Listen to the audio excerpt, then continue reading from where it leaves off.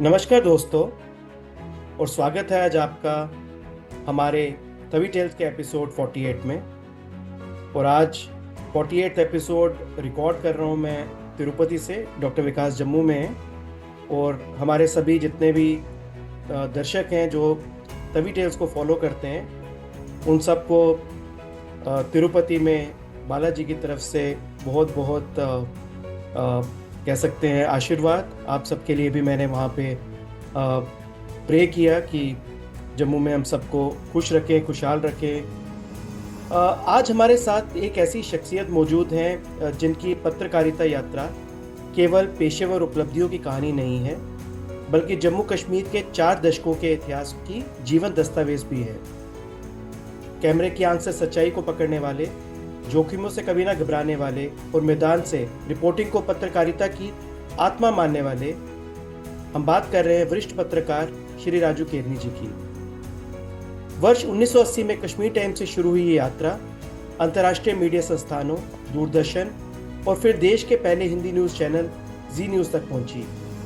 आतंकवाद, विस्थापन, सीमा पर तनाव और मानवीय त्रासदियों के बीच राजू केरनी जी ने जो देखा, समझा और दिखाया, वह आज इतिहास का हिस्सा बन चुका है। आज की ये बातचीत उसी 4 दशक लंबी निर्भीक पत्रकारिता यात्रा को समझने और महसूस करने का प्रयास है। आज वी आर रियली ऑनर्ड कि राजू जी आपने अपना कीमती समय निकाला तवी टेल्स के लिए, और हम आपके ऋणी हैं। वी आर ऑनर्ड कि आज आप हमारे बीच में हैं, हमारे तवी टेल्स के एपिसोड 48 की तरफ। ये 48 एपिसोड, जैसे हम पहले भी डिस्कस कर चुके हैं, 50 के काफ़ी करीब आते जा रहे हैं हम। और आपका समय निकालना तवी टेल्स के 48 एपिसोड के लिए हमारे लिए बहुत बड़ी उपलब्धि है। आपका बहुत बहुत स्वागत है राजू केरनी जी ऑन तवी टेल्स।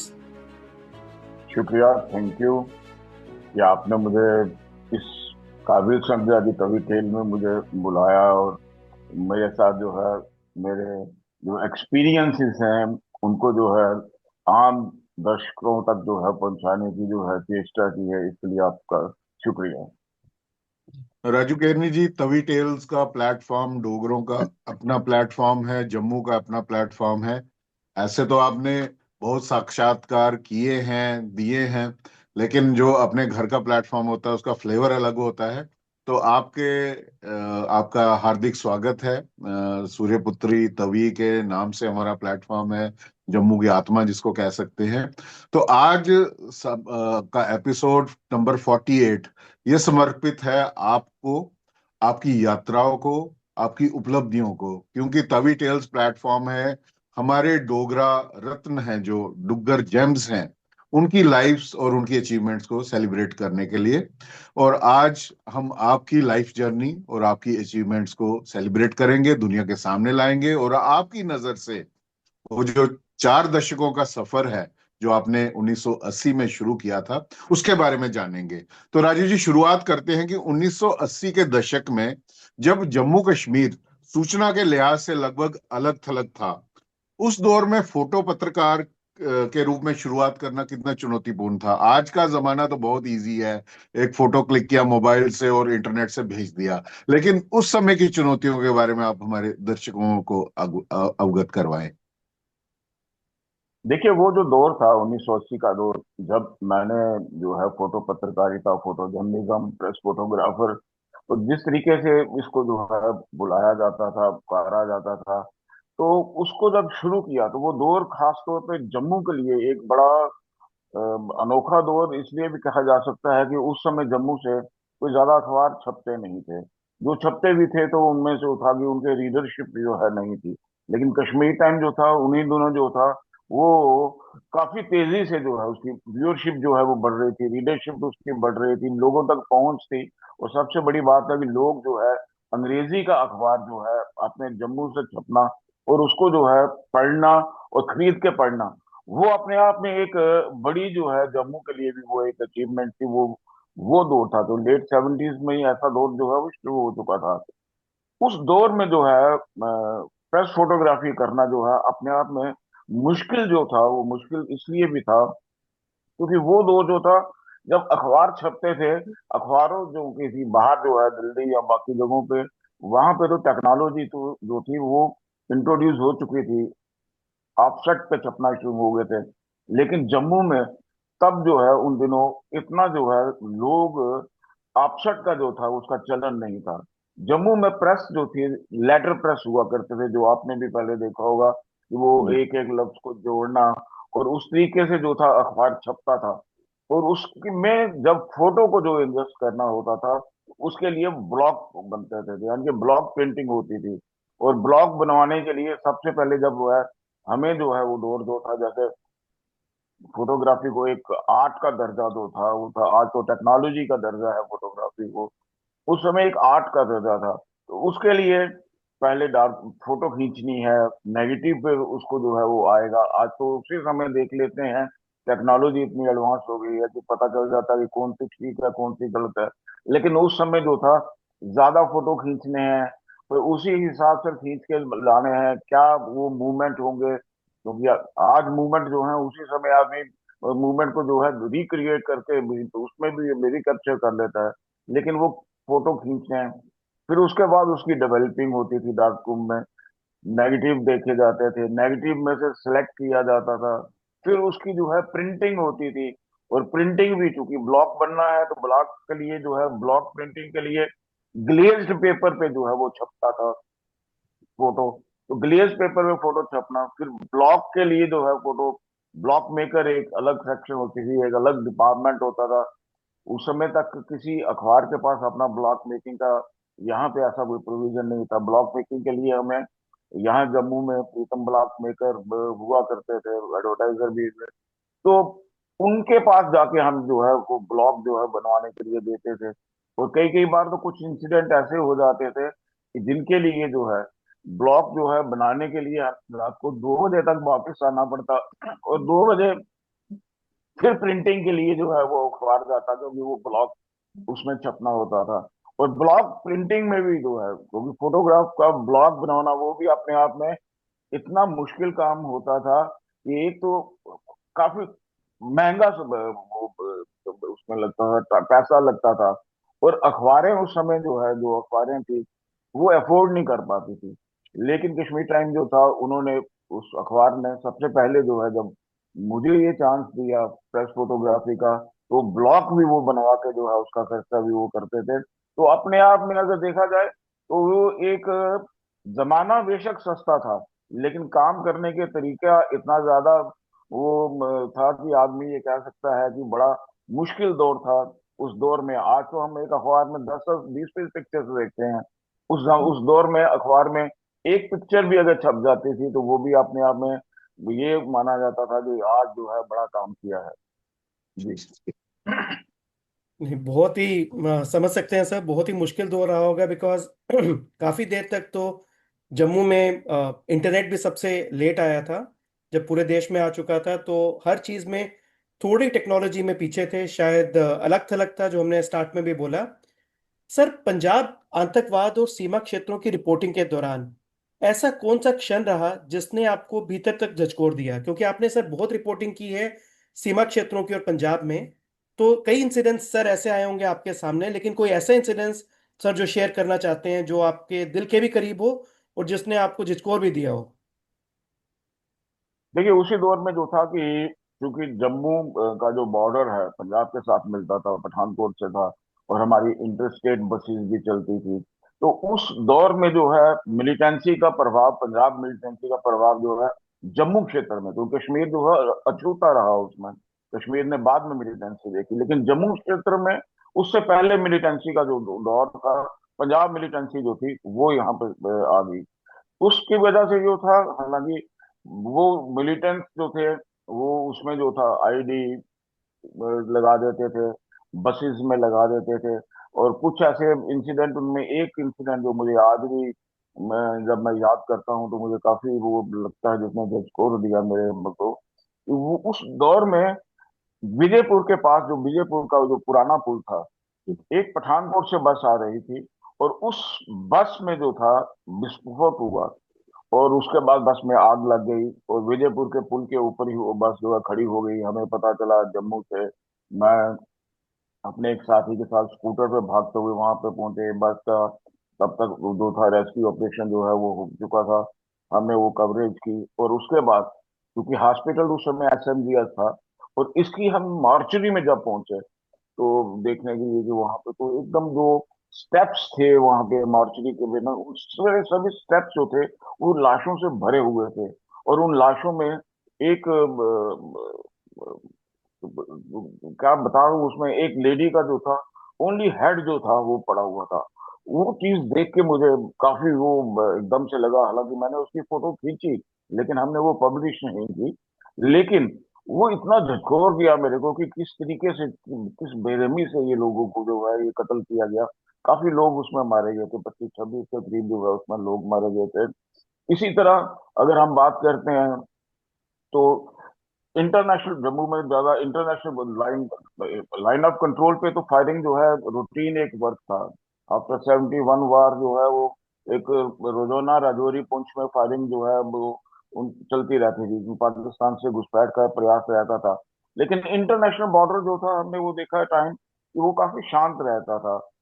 तो यहाँ बियारसपुरा सेक्टर से अगर हम बात करें, कठुआ के पहाड़पुर से लेके और ऊपर अपना छम तक का जो इलाका था, यहाँ पे जीरो लाइन तक खेती होती थी। दोनों तरफ के किसान खेती करते थे और बीच में बीएसएफ पेट्रोलिंग करती थी। अब तो फेंसिंग वगैरह सब कुछ आ चुका है और काफी जगह भी हमने छोड़ दी है।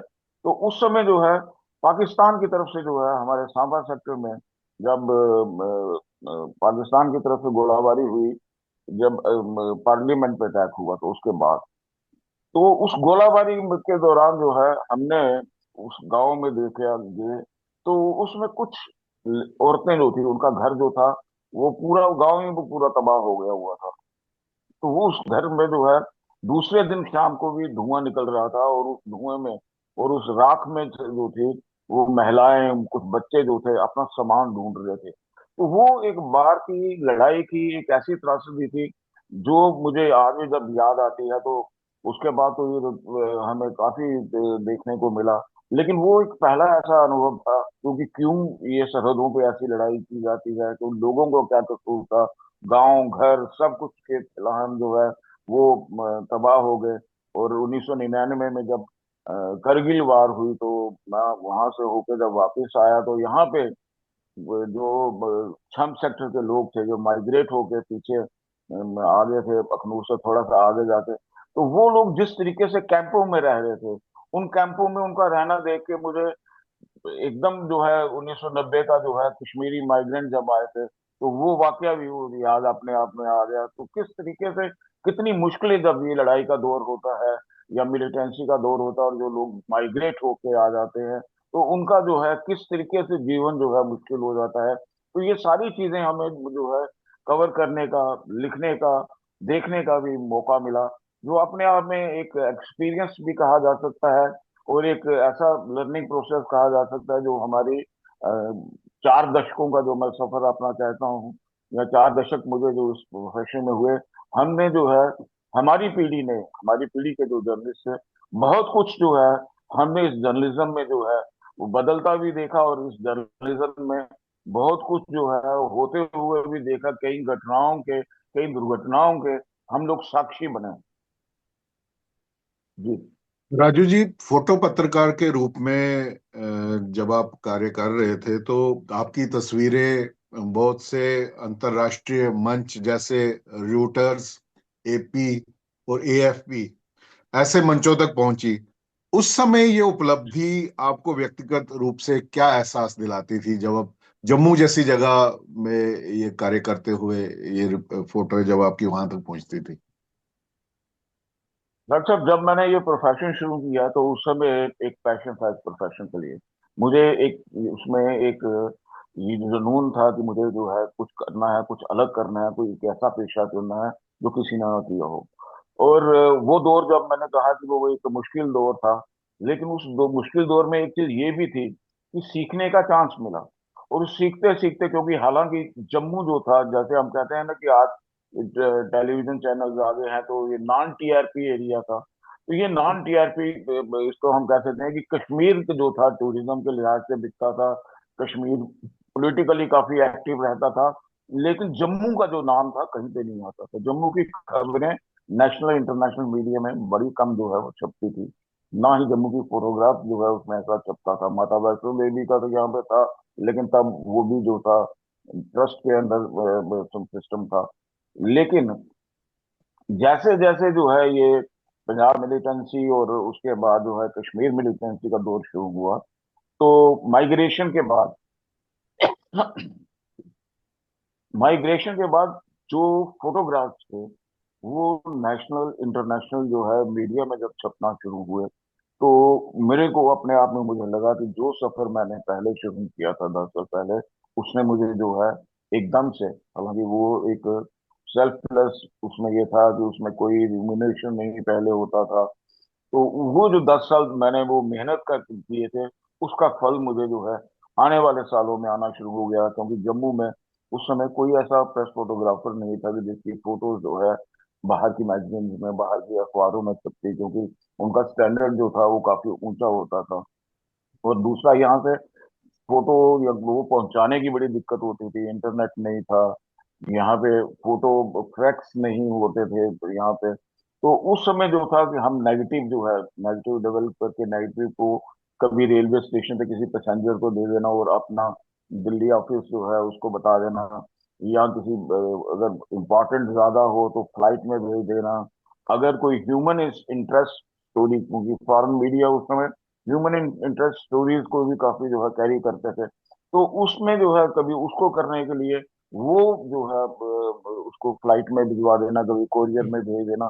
तो उस तरीके से जब हम ये चीजें भिजवा देते थे और जब वो छप के आती थी, तो एजेंसी में कभी कभी जो है अपना नाम भी जो है उसमें छपता था, रॉयटर्स, पब्लिक, राजू केरनी, एपी के साथ होता था या एएफपी के साथ होता था, तो बड़ा अच्छा लगता था। इसी दौरान जो है इंडिया टुडे मैगजीन के लिए भी मेरी फोटोग्राफ जो है वो छपने लगी, और सबसे पहले जो मेरी फोटोग्राफ इंडिया टुडे में छपी, तो उसके लिए मुझे 25 रुपये जो है रेम्यूनरेशन में उसका मिला था। तो वो फोटो थी, हालांकि रिप्रोड्यूस फोटो थी, वो मकबूल भट्ट की फोटो थी, जो जेकेएलएफ का जो फाउंडर था, उसकी जी फोटो जो थी इंडिया छपी थी। और वो मकबूल भट्ट की फोटो जो थी, उसका मुझे 25 रुपये जो है वो मिले, मेरे लिए वो 25 रुपये भी उसमें बहुत ज्यादा थे। ताकि बाकी अखबारों में भी छपती रहती थी। इसी दौरान जो है और ज्यादा मैगजीन जो है उनके लिए मैंने कंट्रीब्यूशन, कुछ दोस्तों की जो है मदद मिली। उन लोगों ने ये कहा कि तुम अगर फोटो खींचते हो तो तुम्हारा विजन होता है, तुम लिखते भी हो, उसके साथ उसका कैप्शन भी बनाते हो, तुम कहते हो, तो उसको तुम जॉट करके जो है लिखते क्यों नहीं हो। तो फिर जो है वो दौर जो है, उसी दौर में जो है मैंने आहिस्ता आहिस्ता जो है वो लिखना भी शुरू किया। जी। विस्थापन के ऊपर सर आपने बहुत लिखा, और आपने जो स्टोरीज उस टाइम पे डाली, चाहे वो ह्यूमन स्टोरीज थी या वो स्टोरीज खाली एक जर्नलिस्ट के तरीके तौर पे थी, उसने बहुत इम्पैक्ट क्रिएट किया। सर जब ये दौर चल रहा था सर, एक पत्रकार और एक व्यक्ति जो आपकी तरह का व्यक्ति जो संवेदनशील है, दोनों के बीच में सामंजस्य कैसे बिठा पा रहे थे? क्योंकि बहुत बड़ी त्रासदी थी जम्मू और कश्मीर के लिए और हिंदुस्तान के लिए। तो उस समय के सर, अगर आप कुछ लम्हे शेयर करना चाहते हैं अपने पत्रकारिता के समय के, विस्थापन के समय के। देखिए, 1989 का दौर जो था, कश्मीर में हालात बिगड़ना शुरू हो गए थे। और उस दौर में हालांकि माइग्रेशन जो होती रही, लोग उस दौर में भी निकले, लेकिन उस तरीके से माइग्रेशन जो है वो नहीं हुई जितनी 1990 में हुई। 1990 में तो एकदम मास माइग्रेशन हो गई। तो जब ऐसा पता चला, तो हालांकि कई अखबार जो है वो उसको डिनाई करते रहे, इवन दिल्ली तक जो है वो हुक्मरान जो थे वो भी डिनाई करते रहे कि ऐसा तक माइग्रेशन कुछ नहीं है, टेम्परेरी टेम्परेरी फेज है, ये लोग वापस चले जाएंगे। लेकिन उन्हीं दिनों जो है जब मैं नगरोटा गया, सबसे पहले जो माइग्रेंट जो आए वो नगरोटा कैंप जो था उनके लिए एस्टेब्लिश किया। पहले तो वो खुले में कुछ दिन रहे, लेकिन नगरोटा कैंप में जब मैं वहां पे गया, तो वहां पे एक टेंटेड कॉलोनी लगी हुई थी। लोग आ रहे थे, कोई टैक्सी में आ रहा है, कोई नगरोटा से लेके, क्योंकि वो सैनिक स्कूल के सामने जो ग्राउंड है, आप तो शायद बिल्डिंग भी बन गई वहां पर, तो बड़ी ग्राउंड है, तो वहां पे वो टेंटेड कॉलोनी जो है एस्टेब्लिश की गई थी। उस टेंटेड कॉलोनी में जो है वहाँ की लाइफ देख के मुझे जो है वो अपने आप में काफी महसूस हुआ कि ये किस तरह से जिंदगी जी रहे हैं। यहाँ तक कि मैंने एक, क्योंकि ऐसा नहीं था कि जो लोग वहां से उजड़ के आए थे जो बड़े गरीब थे या कुछ थे, एक टेंट के बाहर मैंने जो देखा, अम्बेसडर गाड़ी लगी हुई थी, कुछ लोग जो है, बच्चे जो है, एंटीना जो है वो उस समय टीवी का एंटीना जो था उसको फिक्स कर रहे थे। और कुछ जो थे, एक छोटे बच्चों की और उनकी मेरी पिक्चर भी वो छपी थी, उसमें जो था कि छोटे बच्चे जो थे वो उस समय चिनार बिस्कुट जो है वो छपता था। तो एक जी पेटी रख के, डब्बा रख के, तो चिनार बिस्कुट के पैकेट रखे हुए थे ताकि वो बेच बेच सके, कुछ ऐसा गुजारा कर सके। किसी ने मेक शिफ्ट ऐसी दुकान बनाई थी कि उसमें थोड़ा सा चावल, थोड़ा सा जो है डेली ग्रोसरी, डेली यूज का जो है सामान उस तरीके से रखा हुआ था। और क्योंकि ये वो दौर जो था उस समय, अभी सर्दियां थी यहाँ पे, तो शाम को जब मैं कई बार वहां पे गया, कई टाइम्स पे वहां पे पहुंचा, और शाम को मैंने वो देखा कि वहां पे सर्दियों में जिस तरह से वो लोग कश्मीर में आज भी चिनार के पत्ते जो है उनको इकट्ठे करके, तो उनको जला के, तो उनकी वो आग उसमें में रखते हैं। तो हमारे यहाँ पे चूंकि ऐसे पत्ते नहीं होते, तो वो लोग ट्राई कर रहे थे उस समय कि हम जो है इसको जो है पत्तों को जो है इकट्ठे करके रखें ताकि इन सर्दियों में कैसे गुजारा करें। उसके बाद जो है गर्मियों का सीजन आया, काफी लोग जो है गर्मी की वजह से, हीट की वजह से वो परेशान हो गए। इसी दौरान जो है मुट्ठी कैंप जो है वहां पे जो है एस्टेब्लिश किया गया, परखू कैंप था, मिश्री वाला कैंप था। जिस भी कैंप में चले जाओ, लिविंग कंडीशन जो थी इतनी बुरी थी कि इतनी कोई आदमी एक्सप्लेन नहीं कर सकता। और उसी दौरान जो है मेरी जो है पिक्चर्स जो थी इलस्ट्रेट वीकली में, फर्स्ट पेज पे जो है मेरा जो है कवर पेज पे इलस्ट्रेट वीकली के, उसमें जो है मेरी पिक्चर जो थी कश्मीर माइग्रेशन की जो थी, मैगजीन भी अपने साथ भी रखी है कि द विक्टिम्स, ये वो मैगजीन है। इस मैगजीन में जो है कश्मीरी माइग्रेंट्स के ऊपर वो स्टोरी की थी। और ये द विक्टिम्स मैगजीन जो है, इसमें ये कवर पेज पे जो फोटोग्राफ छपे हुए हैं, ये कश्मीर का जो त्रासदी थी वो ये है। हालांकि अपने आप में ये, इस मैगजीन में फोटो छपना मुझे एक प्राउड महसूस होता है कि ये 1880 में ये मैगजीन छपना शुरू हुआ था, और 1990 में मेरे जो है फोटो इसमें छपे, 110 साल के बाद इस मैगजीन में छपे फोटो। प्रतीश नंदी इसके उस समय एडिटर थे, हालांकि खुशवंत सिंह एडिटर इसके रह चुके थे। तो अपने आप में ये एक फख्र भी महसूस होता है। लेकिन जो त्रासदी हुई थी वो त्रासदी तो आज तक जो है वो भूल ही नहीं जा सकती। वो लोग जिन जो कहते थे कि ये एक टेम्परेरी फेज है, वो टेम्परेरी फेज कहने वाले आज जो है वो शायद नहीं रहे हैं। लेकिन ये टेम्परेरी फेज जो है परमानेंट फेज बन के रह गया, और आज तक कश्मीरी माइग्रेंट जो है, कश्मीरी जो हिंदू हैं, वो वापस नहीं जा सके। और उसी दौरान जब ये दौर था, तो जब जो उस समय के गवर्नर जगमोहन, उनकी किताब थी माई फ्रोजन टर्बुलेंस, तो वो किताब छप के आई थी, गवर्नर यहाँ पे नहीं थे, तो वो मैं दिल्ली गया, तो दिल्ली मैंने ट्राई करी उनसे, क्योंकि मैं पहला जर्नलिस्ट रहा, शायद वो किसी ने और बाद में की है या नहीं की। मैंने उनसे 2-3 बार ट्राई की मिलने के लिए, तो एक बार वो मेरे से मिलने को राजी हुए। मैं उनसे मिला, उनका इंटरव्यू किया मैंने, तब मैं लिखना भी शुरू हो चुका था।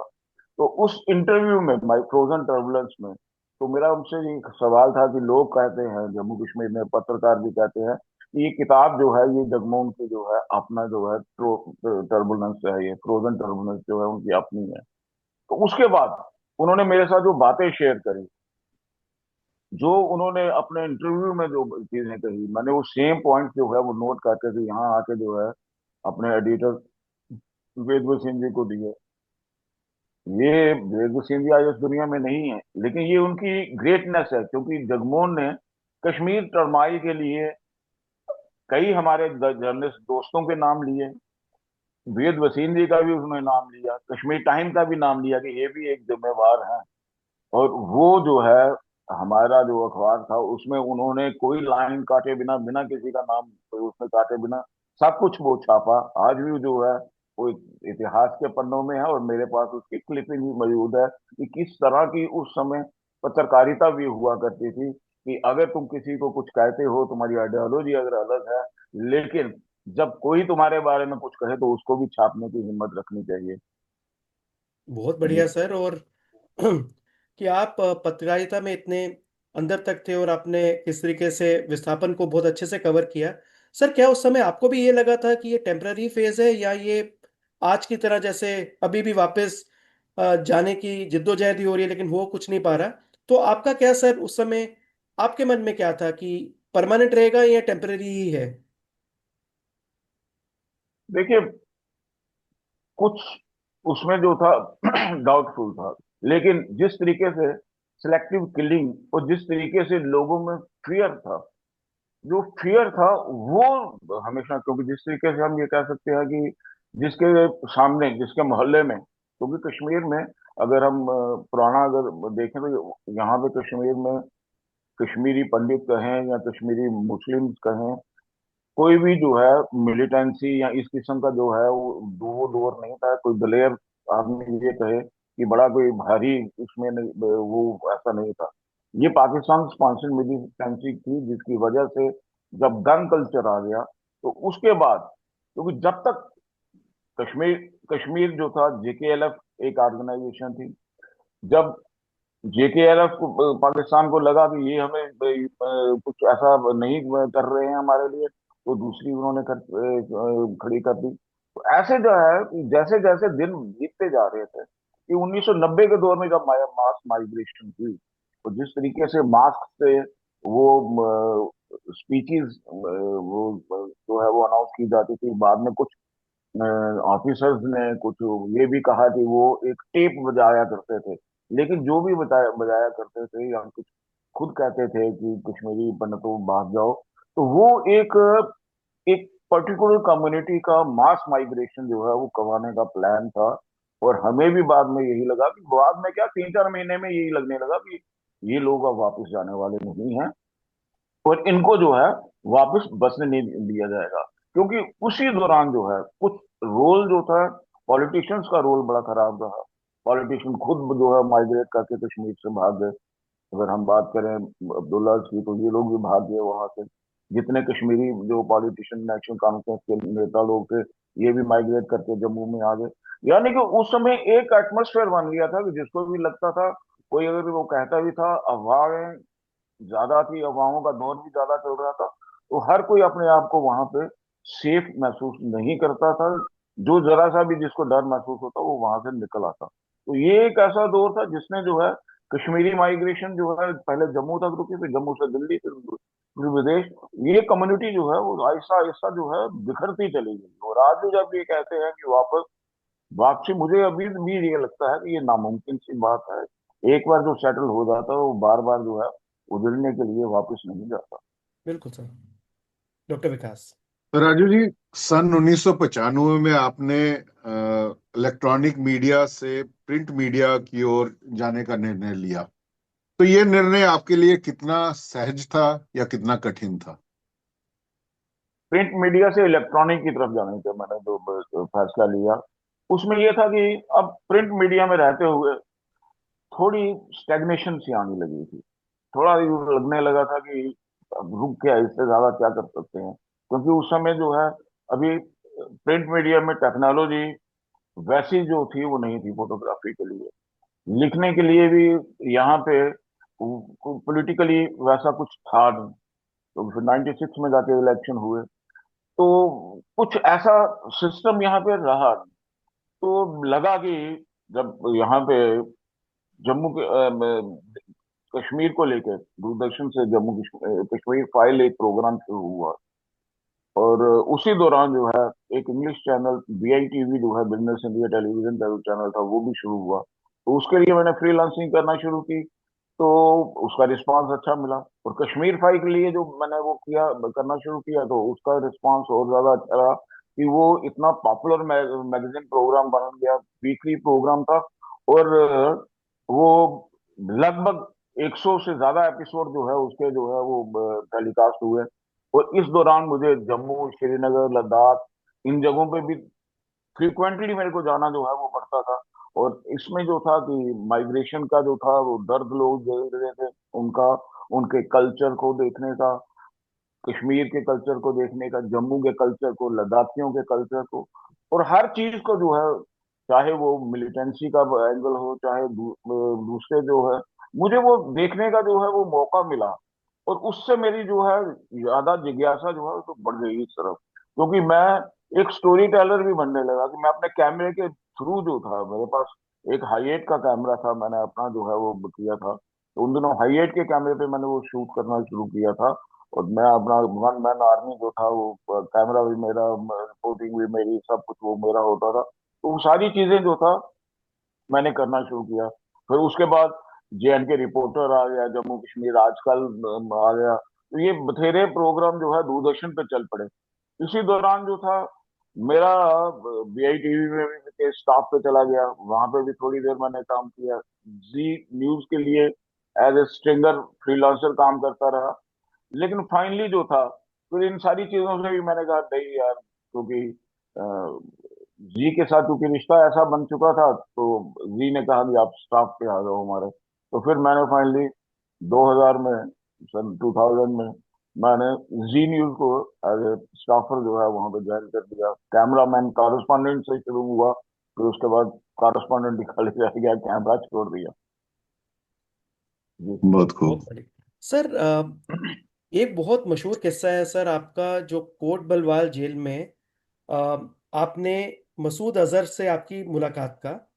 सर, आप उस घटना को किस नजरिए से देखते हैं, और वो आपके करियर के बीच में, बिकॉज वो सर वो इंटरव्यू काफी फेमस रहा है, और काफी उस समय के हिसाब से, जैसे आज तो हम चीजों को कहते हैं वायरल हो चुकी है, सो उस समय का ये वायरल इंटरव्यू था, और लोगों ने काफी इसको फॉलो किया।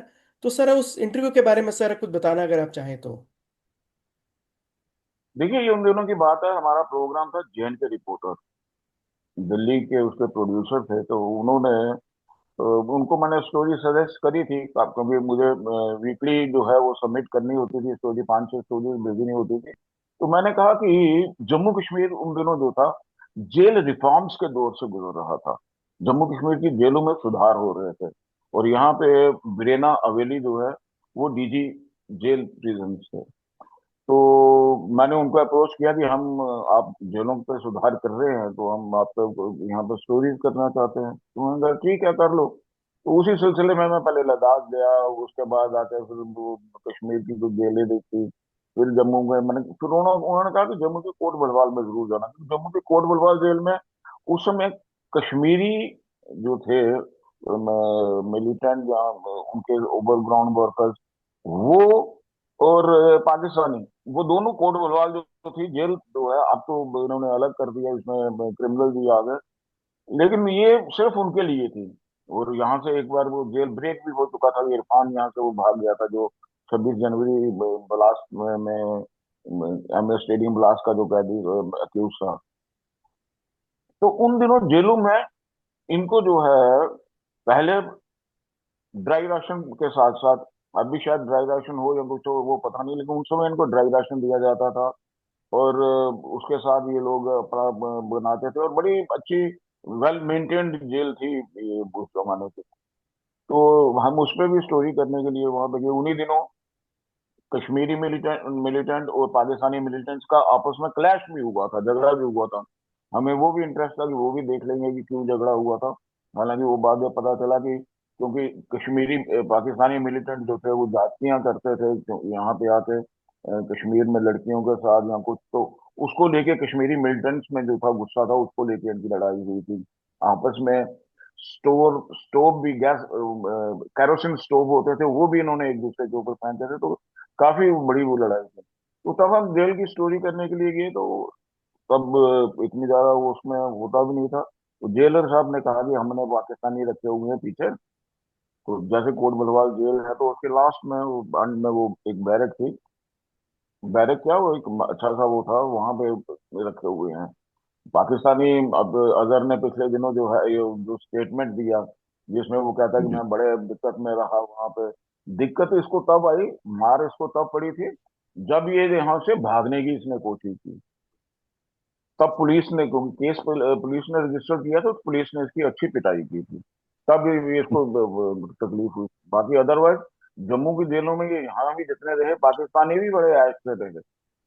क्योंकि जो जेल मैंने वो देखी वहां पे, उस जेल में जो था इनकी बैरक में, हालांकि बैरक के नीचे जब इनका बेड था, ऊपर लोहे के वो जंगले थे, और उनके ऊपर फैन लगे हुए थे। जेल में इनको फैन लगा के भी दिए हुए थे। तो जेल रिफॉर्म की वो स्टोरी हम करने गए थे। तो उसने कहा कि मसूद अजहर, उस समय मसूद अजहर कोई था नहीं, मशहूर था नहीं। क्योंकि ये मान का जैसे पाकिस्तानी आते हैं, ये भी एक डरपोक सा भी था। अंदर हम लोग गए तो ये एकदम तगड़ा, बड़ा मोटा सा यंग वो था। तो बाकी जो थे वो सारे वहां पे घूम रहे थे, तो मैंने कैमरा ऑन करके उसका वो खींचने लगा, उसका बात करी। तो वो शुरू हो गया अपना भाषण देना शुरू हो गया। किस मजहब में ये लिखा है, आप हमें कैद करके ये फोटो खींच रहे हो। तो हमने भी अपने उसी तरीके से कहना, मैंने किस मजहब में लिखा, तुम दूसरे के मुल्क में चले जाओ, तुम ये कह रहे यहाँ पे खतरा होगा, वहां पे हम लोग चले जाएंगे। तो मुझे इसकी आवाज, वो जिस तरीके से ये कह रहा था, मुझे ये लगा कि बड़ा स्ट्रांग ओरेटर है। तो मैंने उसको जेलर को भी पूछा, मैं कहा ये क्या चक्कर है? कहता जी ये बड़ा फ्रॉड है, ये बड़ा जो है जबरदस्त है। हमारे कई सिपाही जो हैं उनका दिमाग खराब कर दिया है इसने। ये तावीज बांटता रहता है, किसी को वो देता रहता है कि ये लो तावीज लो, तुम ये ठीक हो जाए, ये खुद को पीर कहता है। तो बाद में जब उससे उससे काफी झगड़ा हुआ, हमने वो किया, तो बाद में जो है जब पता चला, जब कंधार हाईजैक हुआ, तो उस समय पता चला कि इसकी इम्पोर्टेंस पाकिस्तान के लिए कितनी बड़ी थी। क्योंकि पाकिस्तान का ये बड़ा जबरदस्त ओरेटर था, और इसको कश्मीर में भेजा गया था रेडिकलाइजेशन के लिए।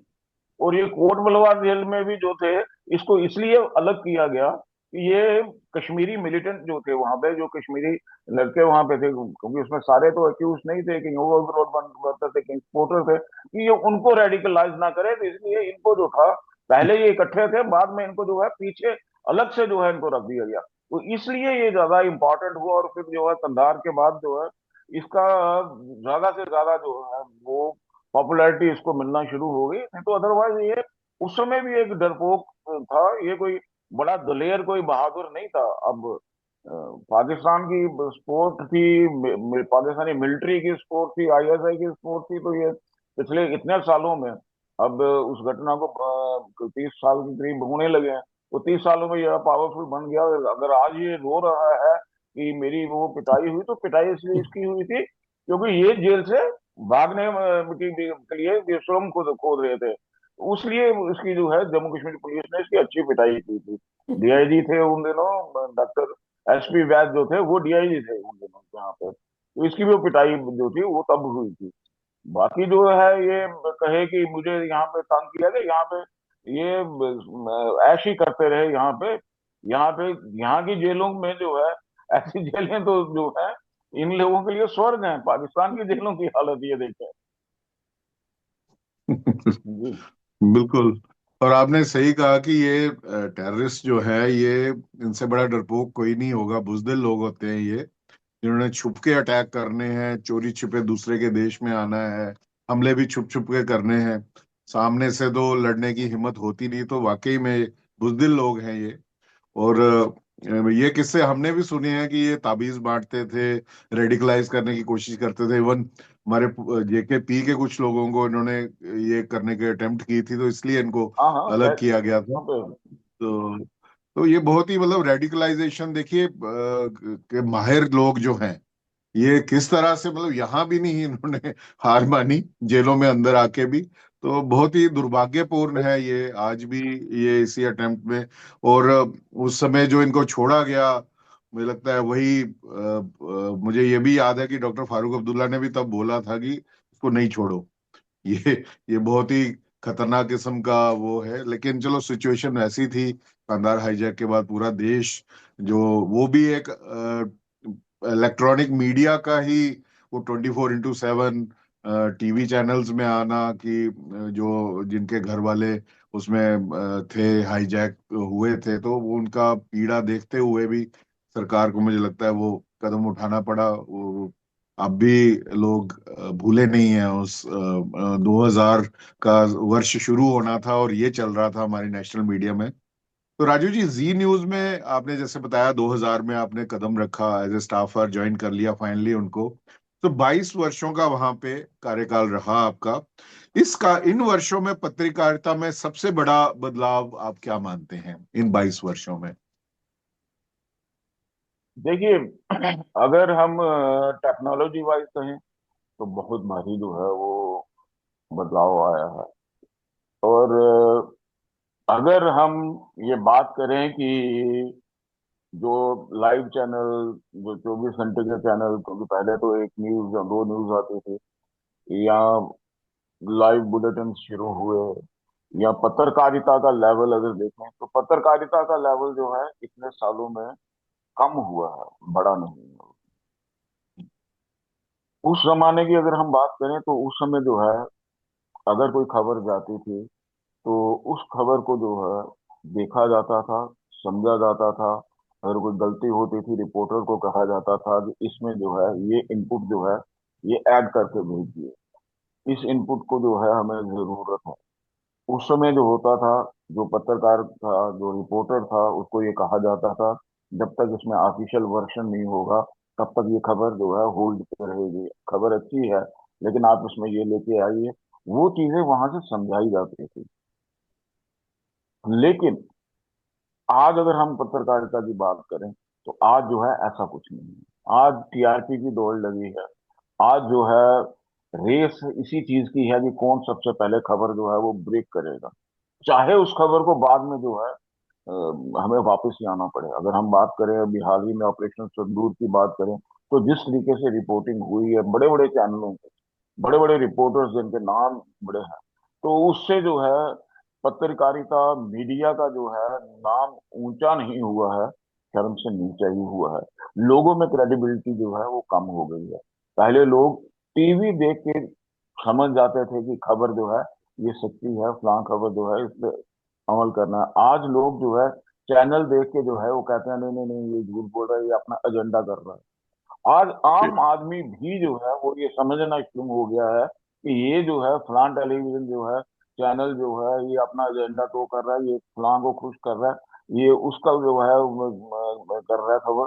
तो ये चीज जब आप अपने दर्शकों को देना शुरू कर देते हैं तो इसमें जाहिर सी बात है कि जो फोर्थ पिलर ऑफ डेमोक्रेसी जिसे आप कहते हैं वो कहीं ना कहीं पे कमजोर हो रहा है।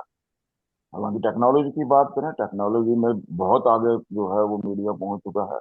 हमारे जमाने में जब हमने शुरू किया तो उस समय लाइव नहीं हुआ करते थे, फोनो रिकॉर्ड हुआ करते थे। आज तो फोनो तो होते ही नहीं है। अब तो तुरंत जो है इंसिडेंट होता है तो लाइव पे ले लेते हैं। लेकिन उस समय फोनो रिकॉर्ड होते थे कि बुलेटिन शाम को 6 बजे है तो अभी रिकॉर्ड कर लो फोनो, यार शाम का क्या है उसमें, उसका वो अभी कर लो। हमने वो वक्त भी जो है मीडिया का देखा हुआ है। लेकिन आज जो है टेक्नोलॉजी वाइज हम बहुत आगे पहुंच चुके हैं। टेक्नोलॉजी वाइज हमें कोई भी जो है इसमें पीछे नहीं कर सकता। लेकिन अगर हम क्वालिटी वाइज देखें तो उसमें हम बहुत जो है गिर चुके हैं। और इसमें जो है अगर ऐसे ही गिरावट जारी रही तो आम लोग जो है, विश्वास तो पहले ही कम हो चुका है, लोगों का विश्वास बिल्कुल ही जो है वो उठ जाएगा। दैट्स वाई अगर आप देखें लोग जो है सोशल मीडिया प्लेटफॉर्म्स पे ज्यादा जो है अपने आप में कर रहे हैं। हालांकि उसमें भी काफी कुछ जो है मिलावटी शुरू हो चुका है। लेकिन बड़े चैनलों में, बड़े मीडिया हाउसेस में जब इस तरह की जो है खराबी आना शुरू हो जाती है तो आम लोग जो हैं जिनके लिए ये चैनल बनते हैं, जिनके लिए ये प्रोग्राम बनते हैं, उन लोगों का विश्वास जो है वो उठना शुरू हो जाता है, वो कम हो जाता है। वो अपने आप में एक बड़ा खतरनाक बिल्कुल ठीक कह रहे हैं सर, है। क्योंकि अ, सबसे पहले खबर ब्रेक करने की जो होड़ है, अभी रिसेंटली जो सुपरस्टार हमारे इस समय के एक्शन हीरो धर्मेंद्र जी की जो मृत्यु की खबर पहले चलाने की होड़ में, अ, जो हमारी हेमा मालिनी जी हैं, हमारी मेंबर ऑफ पार्लियामेंट भी रह चुकी हैं और है भी, उनका भी इसके ऊपर स्टेटमेंट आया है कि आप प्लीज पहले खबर को वैलिडेट करिए, ऑथेंटिकेट करिए, परिवार से पूछिए, उसके बाद आप इस खबर को ब्रेक करिए। तो सर आप बिल्कुल ठीक कह रहे हैं कि स्पीड तेज हुई है लेकिन क्वालिटी कहीं ना कहीं कॉम्प्रोमाइज हुई है, जिसके ऊपर आई थिंक सभी न्यूज़ चैनल्स को कहीं ना कहीं इंट्रोस्पेक्शन करने की ज़रूरत है सर। इसके साथ ही हमारे तवी टेल्स के अंदर पहले भी काफ़ी जो चर्चित पत्रकार हैं वो आ चुके हैं, उनसे भी हमारी यही डिस्कशन हुई है कि सर आज की डेट में 1200-1300 रुपए के माइक आने के बाद और हाथ में एक मोबाइल पे आप खबर को ब्रेक करने की कोशिश करते हैं जो बिल्कुल लेस क्वालिटी की रहती है, जिसके ऊपर हमें कहीं ना कहीं अंकुश लगाने की भी जरूरत है। सरकार ने अंकुश भी लगाया है रिसेंटली कि ऐसे कोई भी चैनल्स हैं जो यूट्यूब के चैनल्स हैं उनको अपने को रजिस्टर करना पड़ेगा, क्योंकि एक गलत खबर सर जब मार्केट में चली जाती है तो र्यूमर एक जंगल की आग की तरह फैलता है और वायरल होना शुरू हो जाता है। उसके ऊपर अंकुश लगाना जरूरी है सर। आपने बहुत इंपॉर्टेंट एक एस्पेक्ट को आपने टच किया है, which is quality and speed. Sir इसके साथ हम आते हैं सर आपके एक और बहुत ही चर्चित मिशन पे, जब ऑपरेशन सर्प विनाश के बाद दुर्गम इलाकों में सबसे पहले पहुंचने का आपका अनुभव था। सर वो लम्हे कैसे थे, वो अनुभव कैसा था सर? जी, अपने आप में वो एक बहुत बड़ा जो है वो, मैं ये कह सकता हूँ कि एक्सपीरियंस जो हमारा रहा और मेरी टीम का। और हम लोगों ने वो पहाड़ियाँ चढ़ी। और वो जमाना हमारा, क्योंकि उस साल जो है बर्फबारी बहुत ज्यादा हुई थी। और उससे पहले ऑपरेशन सर्च विनाश जब फोर्सेस ने लॉन्च करा था, तो जो मिलिटेंट थे उन्होंने पक्के बंकर्स जो हैं, मड़ा कलाली जो है इलाका, जो है इस इलाके में जो है ऑपरेशन सर्वविनाश किया गया। ये इलाका सुरनकोट से थोड़ा, अगर हम ये नया जो हाईवे मुगल रोड की तरफ जाए तो थोड़ा आगे जाके 5-6 किलोमीटर के बाद लेफ्ट हैंड साइड पे जो है ब्रिज क्रॉस करके ये पहाड़ जो है इसमें चढ़ना पड़ता है। तो मड़ा कुलाली ये गांव है, रास्ते में और भी गांव पड़ते हैं जहाँ पे गुज्जर बकरवाल वगैरह जो है ये विंटर्स में नीचे आ जाते हैं और गर्मियों में ऊपर चले जाते हैं। तो उस साल काफी बर्फबारी भी हुई थी। फोर्सेस ने हेलीकॉप्टर के साथ भी जो है ऑपरेशन किए थे और साथ बड़े सारे मिलिटेंट मारे थे, क्योंकि इस इलाके में इतनी नेचुरल केव्स थी, इतनी नेचुरल स्केप थी हमने देखी वहां पर, जिसमें कई कई दिन जो है वो छुप के रह सकते थे। खाना बनाने के उनके सामान होते थे। और मिलिटेंट्स इस इलाके में जो है उनके खिलाफ ऑपरेशन चलाना अपने आप में ये बेहतरीन टू आदमी कहे कि फौज ने जो है जिस तरीके से इस इलाके को क्लियर किया था, क्योंकि उसके पहाड़ी के ऊपर हमारी पोस्टें भी थी वहां पे। रास्ते से मिलिटेंसी के दौर से गुजर के जाना, और कई इलाकों में कई मिलिटेंट जो है इस इलाके में मारे गए। तो हमने जो है, हमारा एक प्रोग्राम होता था स्पेशल कॉरेस्पॉन्डेंट इसका, जी न्यूज का, तो उसके लिए हम लोगों ने जो है इसमें अप्रोच किया और हम लोग वहां पर गए। तो वहां पहुंच के रास्ते में कुछ एक किलोमीटर तक तो ठीक था रास्ता। उसके बाद जो है रात को हम जो है एक जगह थी यहाँ पे, एक टेम्परेरी कैंप बनाया था आर्मी ने। तो उस कैंप में हम रात को ठहरे और सुबह जब हम उठे तो पता चला जिस कैंप में हम सोए थे तो वो एक कब्रिस्तान था। कब्रिस्तान का इलाका तो जो था, तो उसमें जो है हम लोग रात को रहे। रात को अगर पता चला तो शायद कोई दिमाग में वो डर वैसा हो जाता। तो उसके बाद जो है हम लोग जो है पूरे उस इलाके से होते हुए जब उस पूरा टॉप तक जो है पहुंचे, तो रास्ते में 4-4 फीट जो थी वो बर्फ थी। और मेरी टीम, क्योंकि ट्राईपॉड उठाना, कैमरा तक जो था डीवीसी प्रो कैमरा था, बड़ा कैमरा था, उस कैमरे को लेके वहां तक पहुंचना, वो अपने आप में एक काफी जो है वो मायरकल था कि कैसे हम लोग यहाँ पे पहुंच गए। लेकिन यंग टीम मेरी जो थी वो आज भी वो मीडिया में ही है। तो वो लोग मेरे साथ जो थे उस जगह तक पहुंचे। हमारे साथ एक एक जो था, एक आर्मी ने एक जवान दिया हुआ था कि रास्ते में कोई ऐसा ना हो जाए। तो रास्ते में हमें कोई नहीं दिखा, पूरे वो थे। उसने जो है हमें बताया कि कहाँ कहाँ जो थे मिलिटेंट जो है वो छुपे हुए थे। हमने कई केव्स ऐसी देखी, नेचुरल केव्स, जिसके अंदर वो सामान अभी भी पड़ा हुआ था और कई वो जगह बनी हुई थी। तो वो एक इतना मुश्किल इलाका था, उस इलाके को की रिपोर्टिंग करना। और अप्रैल के महीने में भी वहां पे जो है, आज भी अगर वहां पे होगा तो अभी भी बर्फ जो है वहां पर पड़ चुकी होगी। तब हमने जाके जो है ऑपरेशन सर्प विनाश की बात की जो है वो मरा कलाली के ऊपर जाके वहां पे वो स्टोरी करी। ये अपने आप में एक बड़ा अनूठा एक्सपीरियंस हम कह सकते हैं, क्योंकि मिलिटेंसी भी उन दिनों जो थी उस इलाके में राजौरी पूंछ में पूरी तरह से फैली हुई थी। और सुरनकोट का इलाका तो अपने आप में मिलिटेंसी के लिए काफी बदनाम हो चुका था वो इलाका। लेकिन उस समय भी हमने ये सोचते हुए कि प्रोफेशन हमें जो है वो बुला रहा है, हम अगर कर लेंगे तो कोई नहीं करेगा। क्योंकि उस समय, आज तो सारे चैनल पहुंच जाते हैं, सारे चैनल के पास वो है। तो उस समय जो था कि लोग जाते भी नहीं थे और इतनी अप्रोच भी नहीं होती थी। और मैं चूंकि एक पुराना था इस मामले में, इस काम काम में, तो कहीं मेरी जान पहचान भी थी। तो आर्मी के भी सोर्स जो थे वो हमारी हेल्प कर दिया करते थे। आज तो हर चीज के लिए दिल्ली से परमिशन लेनी पड़ती है, चाहे आर्मी का हो चाहे किसी और का दूर हो। तब तो लोकल लेवल पे सारा मैनेज हो जाता था।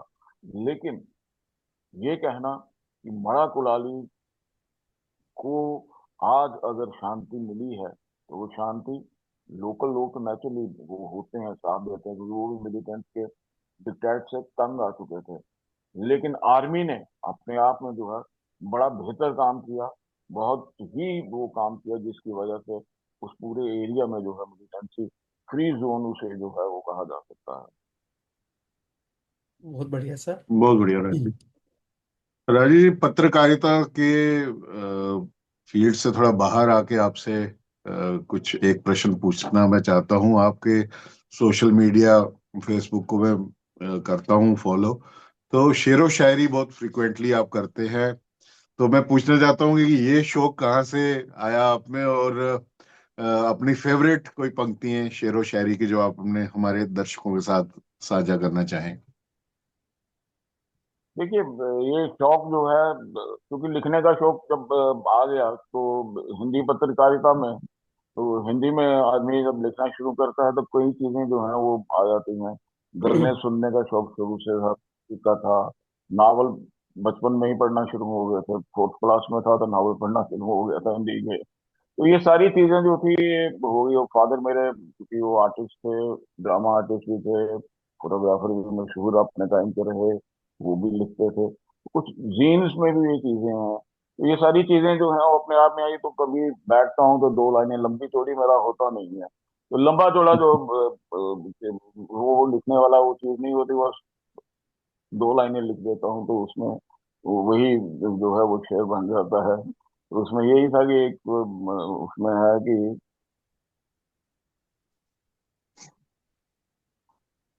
बड़ी शिद्दत से पकड़ के रखा, बड़ी शिद्दत से पकड़ के रखा रखा, हाथों की हथेली को भी दबा के रखा, ये वक्त है मेरे दोस्त, फिसलता जरूर है।